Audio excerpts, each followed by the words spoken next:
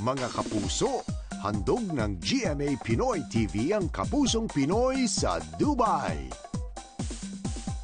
Mga kapuso, samahan niyo po kami ni Marian Rivera kasama si Julian San Jose sa isang gabi na puno ng kantahan, sayawan at tuwa sa Kapusong Pinoy dyan sa Dubai. Sa November 7 na, hatid sa inyo ng GMA Pinoy TV. Catch the pre-show at 4:30 p.m. at the Philippine Pavilion. The main show at 6 p.m. at the Global Village main stage. Dyan sa Sheikh Mohammed bin Zayed Road, Dubai. Kaya kita-kits mga kapuso. Ito ay isang gabi na royally meant to be. See you there!